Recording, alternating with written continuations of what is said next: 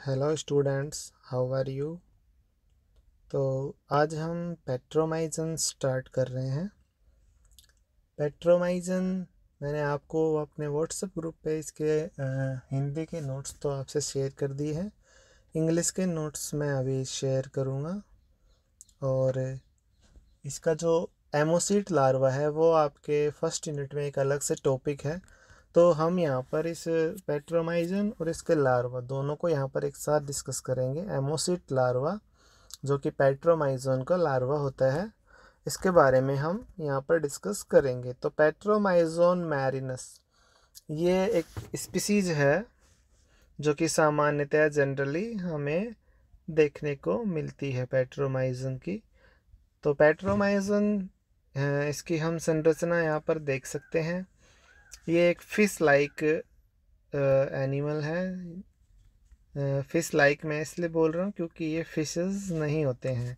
ये वर्टेब्रेटा के अग्नेथा जो डिवीजन है, अग्नेथा में ही आते हैं। अग्नेथा मीन्स वो एनिमल जहाँ पर जबड़े नहीं पाए जाते इनमें। तो इनमें जबड़े एब्सेंट होते हैं। इनमें जबड़े की जगह इनमें एक बकल टनल या फिर एक बकल फनल यहाँ पर इनमें देखने को मिलती है। ये जो एनिमल्स हैं इनमें अनपेयर्ड डोर्सल फिन और कॉर्डल फिन ये हमें देखने को मिलेंगे। डोर्सल फिन यहाँ पर एक एंटीरियर होता है और एक पोस्टीरियर, दो यहाँ पर डोर्सल फिन हमें देखने को मिलेंगे। इसकी जो बॉडी होती है वो 3 पार्ट में डिवाइड होती है। सबसे पहले हेड होता है, उसके बाद में ट्रंक होती है और तीसरा जो पार्ट है वो टेल पार्ट होता है। तो 3 पार्ट में यहाँ इसकी बॉडी डिवाइडेड है। इनमें 7 पेयर्स ऑफ एक्सटर्नल गिल्स यहाँ पर हमें देखने को मिलेंगे। 7 पेयर्स गिल्स के यहाँ पर मौजूद इनमें होते हैं। इनमें एक आई प्रेजेंट होती है जिसमें कि आई लिड्स नहीं होती है, लेकिन एक ट्रांसपेरेंट लेयर होती है। नोस्ट्रल होते हैं जो कि इन्हें कीमो रिसेप्टर इनके ये होते हैं। ठीक है, आई जो है जो कि इनको लाइट का सेंस के लिए ज़रूरी होती है। तो इस तरह से ये एक सिलिंड्रिकल बेलनाकार आकार की फिश लाइक एनिमल होते हैं जो कि हम कह सकते हैं पृथ्वी पर हर जगह पाए जाते हैं, वर्ल्ड वाइड पाए जाते हैं। लेकिन जो नॉर्थन अमेरिका है, यूरोप है, वेस्ट अफ्रीका है, ऑस्ट्रेलिया है, चिली, जापान, न्यूजीलैंड और तस्मानिया, यहाँ पर इसकी बहुतायत देखने को मिलती है। तो पेट्रोमाइजोन है ये एक एक्टोपैरासाइट एनिमल होते हैं। एक्टोपैरासाइट मैंने नाम लिया क्योंकि ये क्या होते हैं, दूसरे जो फिशेस हैं, बड़ी फिशेस हैं, उनके ऊपर ये उनके शरीर के ऊपर बाहर ऐसे चिपकी हुई रहती है। देख सकते हैं इस डायग्राम में, ये कोई बड़ी फिश है उसके ऊपर ये चिपके हुए रहते हैं। ये ईल लाइक फिशेस होती हैं। इनको हम पेट्रोमाइजन जो है इनको हम लैम्प्रे भी बोलते हैं। इनका दूसरा नाम क्या है, लैम्प्रेज भी बोलते हैं इनको। ठीक है, ये बड़ी फिशेस के ऊपर चिपकी हुई रहती हैं और ये एक बार जब उनसे चिपक जाती हैं तो अपने जो होस्ट हैं उनको ये मार के ही छोड़ती हैं। तो इनके माउथ में एक बकल फनल जो पाया जाता है जिसमें कि टीथ एब्सेंट होते हैं, दांत इनमें यहाँ पर एब्सेंट होते हैं क्योंकि जबड़ा नहीं है तो इनमें दांत भी नहीं होते। इस बकल फनल जो कि सेक्टोरियल स्ट्रक्चर होती है, इस सेक्टोरियल स्ट्रक्चर की सहायता से ये किसी भी फिश से ये चिपक जाते हैं। तो इस तरह से ये अपना जो जीवन है एक एक्टोपैरासाइट के तौर पर व्यापन इनका करते हैं जीवन का। तो ये सारे कुछ इसके फीचर्स थे जो हमने देखे। अब हम आगे बढ़ते हैं। तो एक्सटर्नल फीचर्स मैंने आपसे बात कर ही ली। इनको लैम्प्रेज बोलते हैं। इनकी ईल लाइक संरचना होती है, लगभग 90 सेंटीमीटर लंबे होते हैं, शरीर 3 भागों में बटा हुआ होता है। ठीक है, 2 फिन एंटीरियर और पोस्टीरियर डोर्सल फिन प्रेजेंट होते हैं। कॉर्डल फिन इनमें एकदम पूर्णतया होता है। स्किन यहाँ पर जो है इनमें स्केल्स नहीं पाए जाते, स्लाइमी होती है, ग्रीन होता है। हेड जो है उनमें जबड़े नहीं पाए जाते। माउथ जो है इनका राउंड होता है। कैसा होता है, राउंड।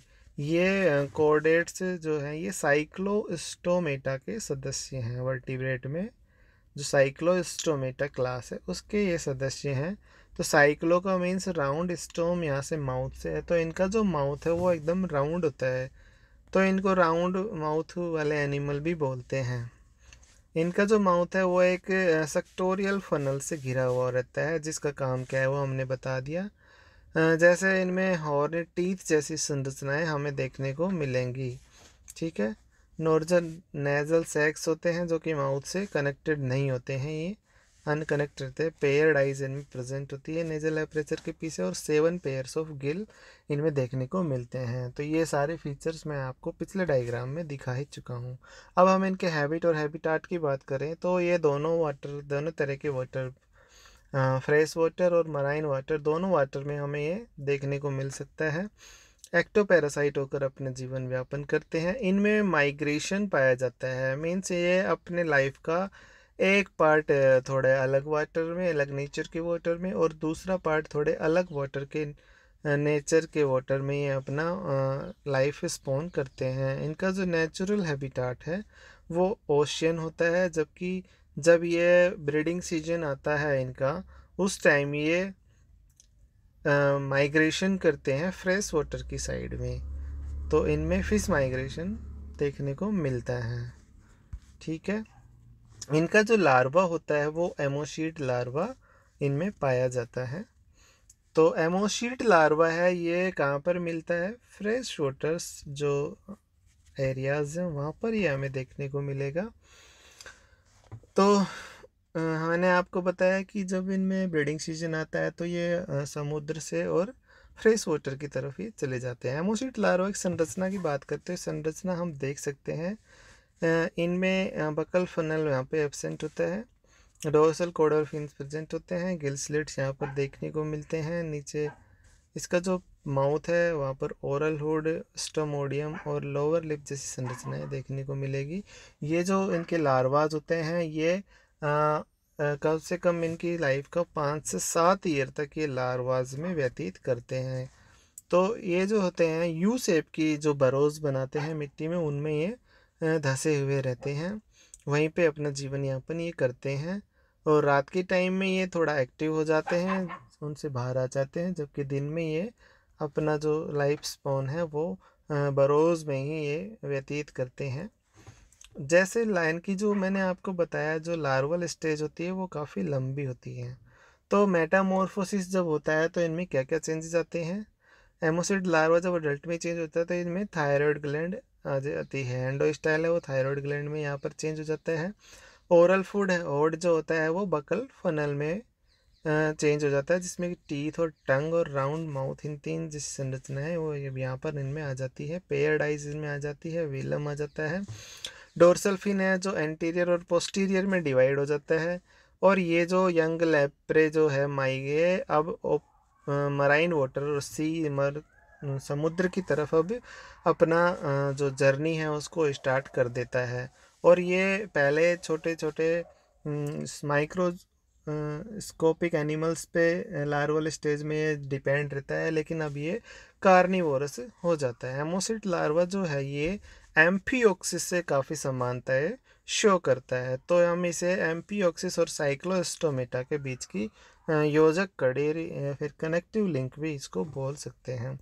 रिप्रोडक्शन इनमें जब इनका ब्रीडिंग सीजन जो है वो स्प्रिंग के टाइम पे होता है, बसंत ऋतु जब आती है या फिर अर्ली समर भी हम कह सकते हैं, उस टाइम ही आता है। तो ये रिवर मतलब फ्रेश वाटर के जो जितने भी एरियाज है उधर ये जाएंगे अपने एग्स और स्पर्म को छोड़ने। मेल जो हैं इनके ये घोंसला सा बनाते हैं जहाँ पर अंडे देती हैं फीमेल्स। इनमें अंडे जो है 30,000 से 1 लाख तक ये अंडे फीमेल्स देती हैं, और अंडे देने के बाद में मेल और फीमेल दोनों की मृत्यु हो जाती है। इनका जो लाइफ साइकिल है वो काफ़ी कॉम्प्लेक्स होता है। ये करीब 1 साल अपनी लाइफ का पैरासाइट के रूप में ये व्यतीत करते हैं। तो हम स्टार्टिंग से देखें, सबसे पहले हम बात करें तो ये जब एक यंग लैम्प्रे जो कि अब फ्रेश वाटर से मराइन की तरफ आ रहा होता है, वो ब्लड सकिंग फेज में होता है। क्योंकि वो किसी पैरासाइट के ऊपर होस्ट के ऊपर ये पैरासाइट बन के और अपना माइग्रेशन तय करते हुए आएंगे। और आते करीब 1 साल वो स्टेज इनकी होती है जहाँ पर ये ब्लड सकिंग होते हैं। बकल फनल यहाँ पर इनका एक इम्पोर्टेंट रोल प्ले करती है। उसके बाद में जब ये स्प्रिंग आती है तो ट्राइबनरी एरियाज़ जो है वहाँ पर ये घोंसला बनाते हैं। इनकी जो फीमेल होती है वो 60,000 से 70,000 एग देती हैं। उसके बाद में आफ्टर हैचिंग ये सिलिड और करीब 5 या 7 साल तक ये लार्वा में बने रहते हैं। मडी जो एरिया है वहाँ पर ये अपना जीवन यापन करते हैं। लार्वा जो उसमें आँखें वगैरह नहीं होती, ओरल डिस्क नहीं होती है, बरों में ये रहती हैं, हार्मलेस होते हैं और माइक्रोस्कोपिक एनिमल्स के ऊपर ये डिपेंड होते हैं। इनका जो एरिया 120 mm और इससे भी लंबे हो सकते हैं। मेटामॉर्फोसिस के दौरान इनमें आई वगैरह, oral disc, buccal funnel, kidney, सारी चीज़ें इनमें आ जाती हैं और फिर ये वापस से अडल्ट में चेंज हो जाते हैं और समुद्र में ये आ जाते हैं। तो इस तरह से ये अपना लाइफ साइकिल कंप्लीट करते हैं। तो ये एमोसिट लार्वा होता है जो कि करीब 5 से 8 ईयर्स तक लार्वा स्टेज में बना रहता है। एग से जब लार्वा हैच होता है तो ये जो बॉटम एरियाज़ है वहाँ पर ये होते हैं और समुद्र में लेक्स वगैरह में, क्योंकि फ्रेश वाटर में अराइज होते हैं और ये पैरासाइट बन के और फिर वापस से समुद्र में आ जाते हैं। और एक नॉर्मल इनका जो अडल्ट स्टेज होता है वो 1 से 2 साल तक का होता है, जबकि इनका जो लार्वल स्टेज है वो 5 से 8 साल तक का होता है। तो ये डायग्राम है जिसका लाइफ साइकिल को शो कर रहा है, यहाँ पर हम देख सकते हैं। तो ये लैम्प्रेज थे। इनका एमोसिड लार्वा है जो कि काफ़ी अडल्ट से थोड़ा समानताएं लिए रहता है, लेकिन कुछ इनमें विभिन्नता भी पाई जाती हैं। कुछ स्ट्रक्चर इसमें लॉस्ट हो जाती हैं जो कि बाद में यहाँ पर आती हैं।